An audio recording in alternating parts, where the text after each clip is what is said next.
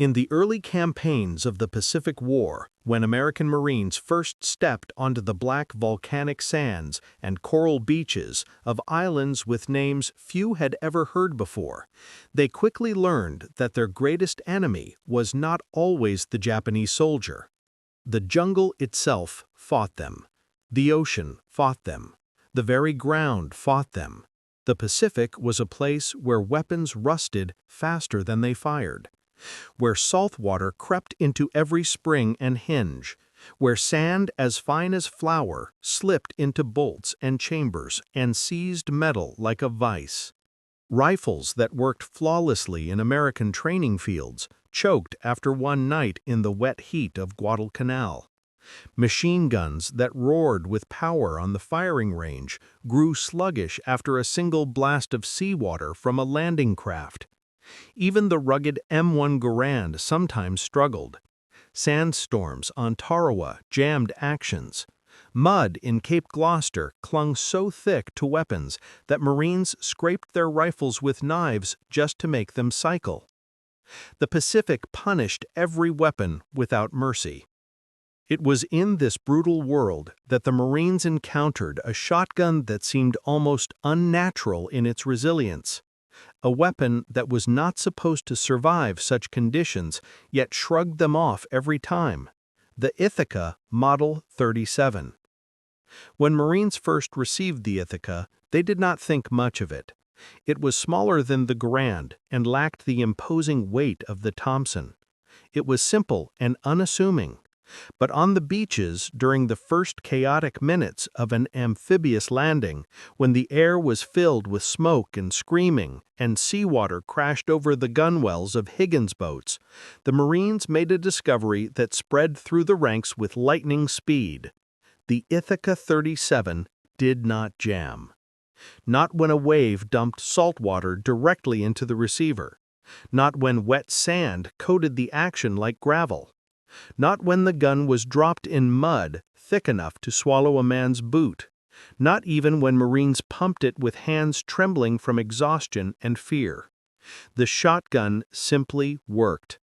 The secret lay in its design. Unlike most pump-action shotguns of the era, the Ithaca 37 ejected spent shells straight downward. There was no open port on the side for sand to pour into. No place for seawater to pool. The action was sealed tighter than the Marines had ever seen. The mechanism was based on an earlier design by John Browning, a name Marines trusted even if they did not know why. They only knew that when everything else failed, the Ithaca did not. On the reefs of Tarawa, when Marines waded through waist-deep water under machine gun fire, some men held their rifles over their heads to keep them dry. Others tried to wrap them in ponchos as they slogged toward shore. But the men armed with Ithaca 37s did not bother. They simply kept pumping, water flowing out the barrel with each cycle, until they reached the sand and began firing. One Marine later said, "If it fires once, it fires forever." During the early battles on Guadalcanal, Marines lived in rain that fell for days at a time. Their foxholes filled to the brim. Weapons rusted so quickly that rifles had to be cleaned twice a day. But the Ithaca often sat beside its owner for hours, soaked and forgotten, only to be lifted and fired without hesitation when a patrol of Japanese soldiers tested the perimeter at night. Engineers in the States had never intended the Ithaca 37 to become a frontline weapon. It was a police shotgun, a guard weapon, a tool for close-range defense. No one imagined it would become a lifesaver in jungles filled with hidden bunkers and caves. But war chooses its own heroes, and the Marines quickly discovered that the Ithaca 37 was the one weapon they could rely on when nothing else around them could be trusted. Reports began to reach command posts. After-action logs noted its reliability in harsh conditions. Quartermasters requested more. Raiders and scout units asked specifically for the 37, not the Stevens, not the Winchester, not the Remington. Letters home described it as the shotgun that will not die. Marines operating in the dense kunai grass of New Britain told stories of falling face first into swamp water, clawing themselves out and firing immediately at shapes moving in the foliage. The Ithaca cycled without complaint. Others described firefights in pitch-black nights where rain fell so hard that rifles and machine guns sputtered, while the Ithaca thundered like a personal storm in the jungle. But perhaps the strongest impressions came from the landings. Every operation began the same way: a boat slamming through surf, sand and salt blasting into open equipment, men gripping their weapons as water poured over them. Weapon failures meant death in those moments, and the Marines never forgot which guns betrayed them and which guns did not. One Marine rifleman wrote in his journal after Peleliu, "The only thing you can trust out here is the man next to you and the Ithaca." In the Pacific, weapons were judged not by theory or design, but by survival. Could it fire after being dragged across coral? Could it operate after a monsoon? Could it cycle after being buried in volcanic ash? The Ithaca 37 answered yes, every time. As the war intensified and the Marines found themselves fighting in darker, tighter, and more hostile terrain, the reputation of the Ithaca only grew. It stood apart from every other weapon in their arsenal, not because it was the most powerful or the most advanced, but because it never quit. It was the one gun that behaved as if the Pacific was its natural home. The Marines who fought their way from island to island in the Pacific quickly learned a harsh truth that every veteran repeated with the same exhausted certainty. Out here, the environment killed weapons faster than the enemy did. Mud was not mud, it was glue. Sand was not sand, it was powder ground so fine by volcanic winds that it slipped into metal like smoke. Salt water did not wash off. It burrowed deep into steel and began corroding the moment it touched a surface.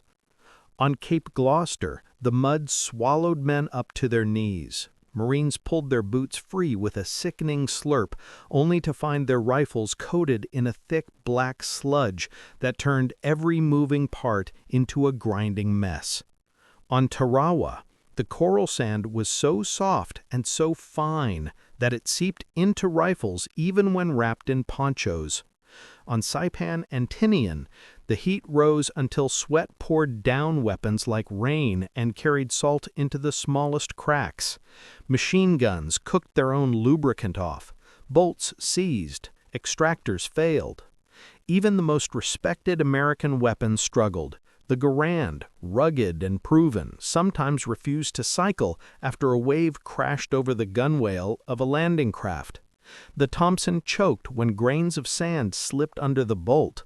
The M1911 pistol tolerated filth better than most guns, but even it could not escape saltwater forever.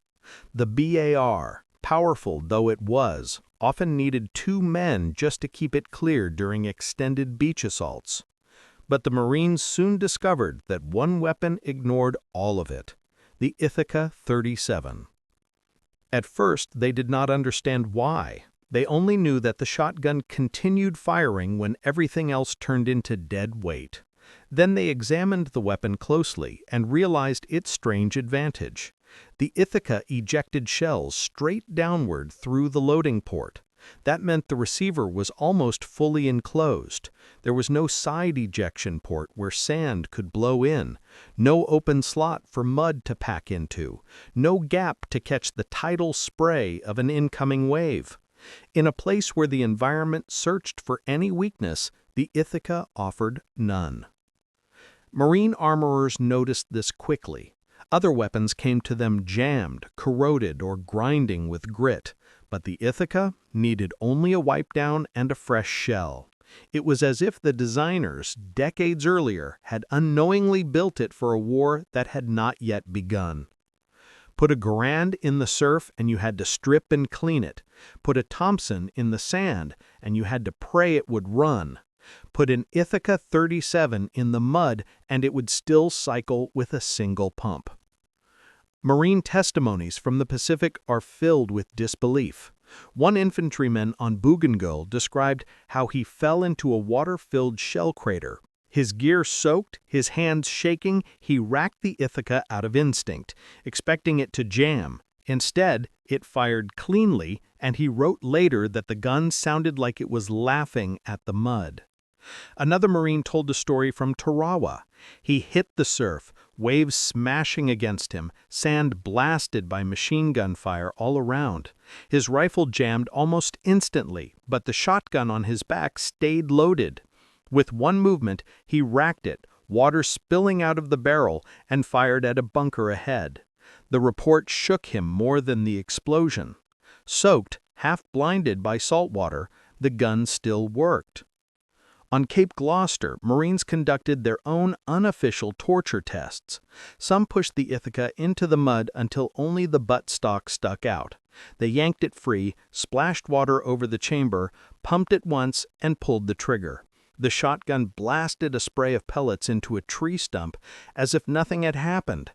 They tried again with sand, burying the barrel in the beach. It still fired cleanly. They ran it through mangrove swamps, fell on it during night patrols, dragged it through volcanic ash, and still it refused to die. In their informal evaluations, Marines used a simple phrase: "It works no matter what." The Ithaca's few moving parts meant fewer points of failure. The steel was sturdy enough to resist bending and cramped jungle fighting. The pump action was smooth, almost impossibly so, even when dripping with seawater. Marines discovered they could cycle it with a single finger when slick with jungle rain. The buckshot rounds it fired turned close combat into a storm of pellets that shredded foliage, shattered wooden defenses, and dropped enemies instantly in the confined spaces of caves and bunkers. And every time a Marine fired the Ithaca after it had been coated in mud or soaked in salt water, his confidence grew. A weapon you could trust in the Pacific was not just a tool, it was a lifeline. Marine squad leaders began requesting more of them. Raiders asked for them specifically during night raids. Engineers clearing bunkers with satchel charges demanded the Ithaca because they knew the gun would fire at point-blank range even after crawling through mud-filled trenches. Recon teams carried it because it survived being dragged through rivers and slammed against rocks. In a war fought across some of the harshest terrain on Earth, the Ithaca 37 stood apart because it was indifferent to that terrain. The Pacific broke men, it broke machines, it broke morale, but it never broke the Ithaca. To the Marines, that meant everything. By the middle years of the Pacific War, American Marines had learned the brutal rhythm of fighting the Imperial Japanese Army. The enemy did not surrender. They did not retreat from fortified positions. They fought from tunnels carved into volcanic rock, from bunkers buried beneath coral, from caves filled with darkness thick enough to swallow a man whole. In those places, rifles were too long, machine guns too heavy, and pistols too weak. The Marines needed a weapon that hit like a hammer at arm's length and fired as soon as it was raised. That weapon was the Ithaca 37. Nothing prepared a Marine for his first assault on a Japanese bunker. The air inside was hot, stale, and filled with the stench of sweat, gunpowder, and rotting earth. The passageways twisted like veins, forcing men to crouch or crawl. Enemy soldiers hid behind corners, recessed pits, and narrow choke points, where even the smallest hesitation meant death. In such places, the shotgun was not just effective, it was decisive. Marines who carried the Ithaca knew exactly what they were holding. In open jungle, it was a weapon. In caves and bunkers, it was a force of nature. A single blast of buckshot at 5 or 10 yards delivered a shock wave no rifle on Earth could replicate. It filled corridors with lethal metal. It ripped through wooden shields, bamboo walls, and thin steel plating. It stunned enemy soldiers with noise alone. At Peleliu, engineers clearing underground strongpoints described the Ithaca as the key that opened the island. They would toss a satchel charge into a tunnel entrance, hear the muffled blast below, and then descend with the shotgun raised, rack sliding silently in the dark. The first Japanese soldier who moved into the faint glow of a flashlight beam received a full spread at close range. The pellets shredded him and smashed into the walls behind in a storm of sparks and dust. One Marine wrote after the battle, "Peleliu was a place where the shotgun felt like a gift from heaven." Inside the twisted cave networks of Okinawa, the Ithaca earned a reputation that spread across the entire division. Marines went into tunnels so narrow they had to turn their shoulders sideways to move forward. They carried flashlights in one hand and the Ithaca in the other. When a shadow shifted ahead, when a bayonet flickered in the dark, when a Japanese soldier lunged from a side passage, the shotgun answered in an instant. No hesitation, no jam, no wasted motion. Just the violent roar of buckshot in a space barely big enough for two men to stand. Night raids amplified these strengths even further. Marine raiders who specialized in silent approaches often carried Thompsons or rifles until the moment the fight began. But when a raid turned chaotic, when the darkness filled with shouts and muzzle flashes, they relied on the Ithaca. The pump was nearly silent when worked slowly. The muzzle blast in close quarters blinded the enemy. The spread guaranteed hits even when visibility dropped to nothing. On Bougainville, a raider patrol slipped into a Japanese encampment at night. When a sentry spotted them and raised the alarm, the first Marine in line fired his Ithaca into the tent. The spread dropped 3 soldiers instantly. The patrol fired again and again as they retreated into the jungle, their shotguns lighting the night like thunder in a storm. The shotgun's psychological impact was undeniable. Japanese soldiers were trained to charge, to scream, to surge forward in sudden waves. But the first blast of buckshot inside a tight space often broke their momentum. The concussion alone stunned them. The wide pattern cut through multiple men and shredded morale as effectively as bodies. In captured diaries, Japanese soldiers wrote of the terrifying American shotgun that killed with one thunderous blow. But the effectiveness of the Ithaca was not only in its raw power. It was in how naturally it fit the Marine way of war. A Marine clearing a bunker needed to keep moving. He needed to push in, fire quickly, and dominate the space. The Ithaca was short enough to maneuver, light enough to carry with one hand, and powerful enough to end a fight in an instant.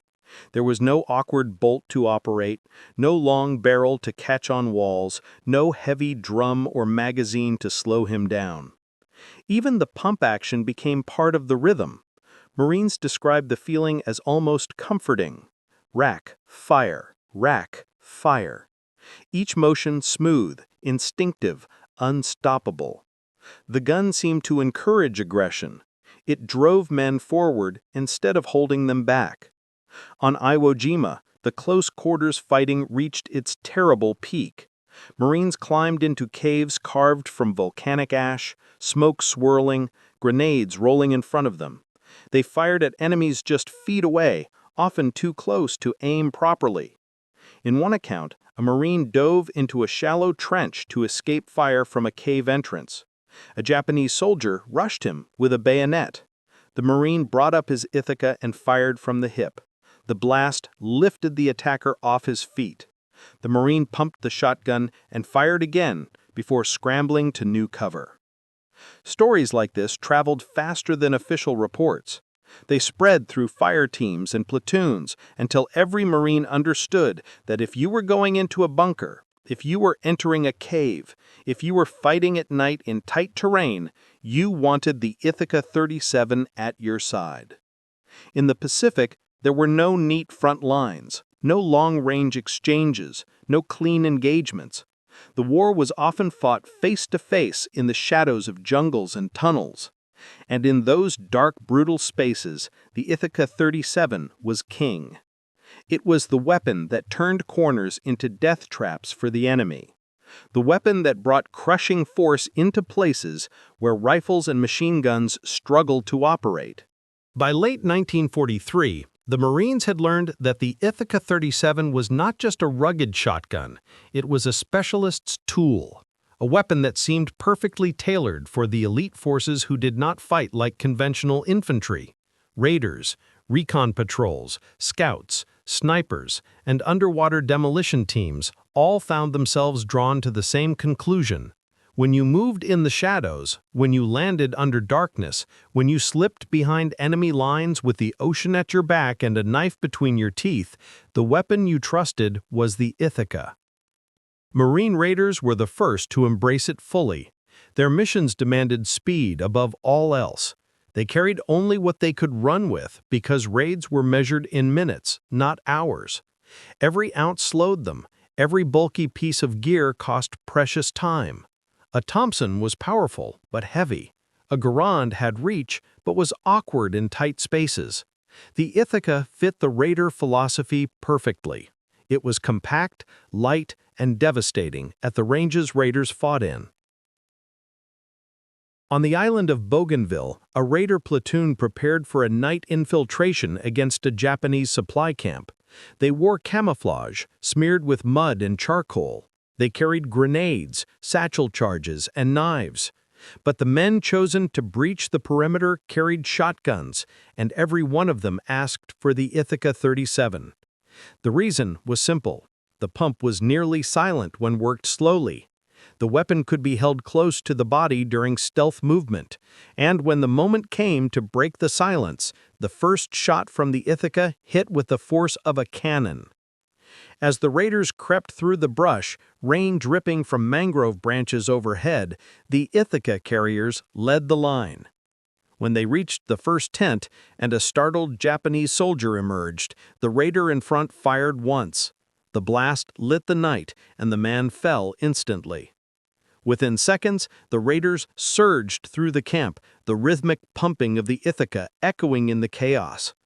In the after-action notes, a sergeant wrote, "The Ithacas led the way. Every tent they hit fell immediately." Far from the jungles, recon units discovered their own reasons to trust the shotgun. Marine reconnaissance patrols often operated far from friendly lines, with minimal support.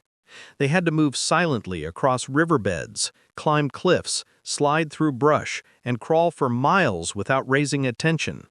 They needed a weapon that could fire after being dragged underwater, through mud, or slammed against rocks. They needed something that worked every single time, without question. The Ithaca delivered. One recon Marine described how his team approached a Japanese listening post hidden in thick undergrowth on New Georgia. The team crossed a waist-deep creek in total silence, water climbing over their gear. Their rifles were held high to keep them dry, but the shotgun carriers simply let the Ithaca dip below the surface. When they reached the far bank and saw movement in the foliage, the recon lead cycled the shotgun once, water pouring out of the barrel, and fired. The weapon answered without hesitation. For the rest of his life, he swore that no other gun on Earth could have done that. Underwater demolition teams, the predecessors of the Navy SEALs, also became unexpected admirers of the Ithaca. Their missions were brutal and dangerous. They dove from rubber boats in heavy surf, swam through breakers, planted explosives on coral obstacles, and scrambled onto beaches under machine gun fire. Their gear was battered by waves, smashed against rocks, and soaked in salt water. Most weapons jammed immediately after such abuse. The Ithaca often worked on the first pump.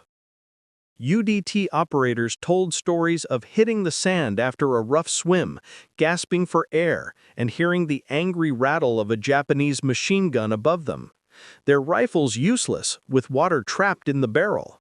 Their pistols half clogged with grit. But the Ithaca could be racked once, sending seawater streaming from the muzzle and fired into the nearest bunker or tree line without pause. It became the tool they trusted to carve out breathing room in those first terrifying seconds on the enemy beach. The shotgun also found a home with Marine engineers who often worked under the most intense close-quarters conditions of the entire war. They carried dynamite, flamethrowers, wire cutters, and heavy tools. They crawled into trenches and crawled out again. They waded through mud that reached their belts. They ran through smoke and debris while setting demolition charges. They needed a weapon that did not snag on equipment, did not jam when dropped, and did not require delicate maintenance. The Ithaca hung across their chests like a steel guardian, always ready, always reliable. When the Pacific War finally staggered to its bloody end, the Marines who returned home carried more than scars and memories. They carried stories of the few things that never failed them in a world designed to break them. The Ithaca 37 was one of those rare constants, a weapon that had survived everything the Pacific threw at it and had protected its users with the same stubborn determination they showed on every beach, ridge, and jungle trail.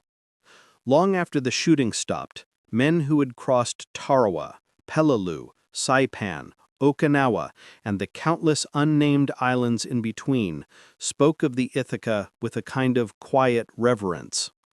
They did not talk about its engineering. They did not mention its lineage or its designer.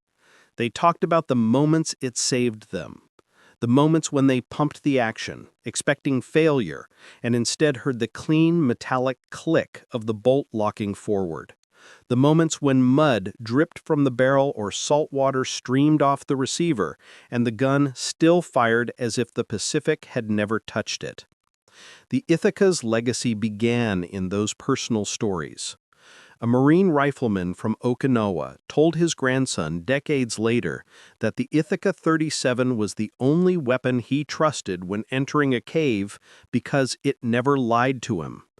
A raider from Bougainville kept his issued shotgun in his home until the day he died, saying, "It watched over me once, it can watch over me again." An engineer from Saipan remembered cycling the shotgun with trembling hands after being thrown into a crater and realizing the gun was ready before he was. These were not exaggerations. They were the reflections of men who had measured their survival against the reliability of their equipment. And in the Pacific, no weapon earned more trust in close quarters than the Ithaca 37.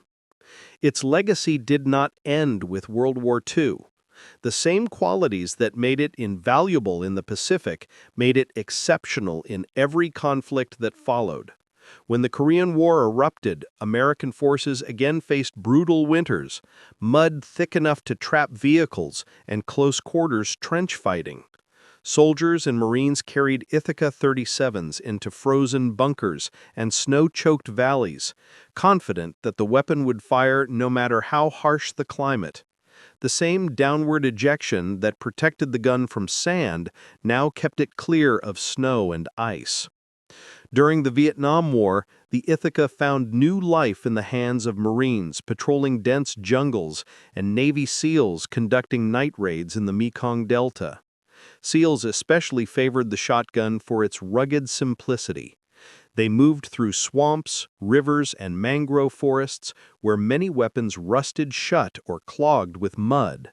But the Ithaca continued to function even after being submerged in brown river water filled with silt and vegetation. Many SEALs called it the one gun you could depend on when everything else jammed. Back in the United States, police departments adopted the Ithaca 37 for its reliability and easy handling. Prison guards carried it. Highway patrolmen used it.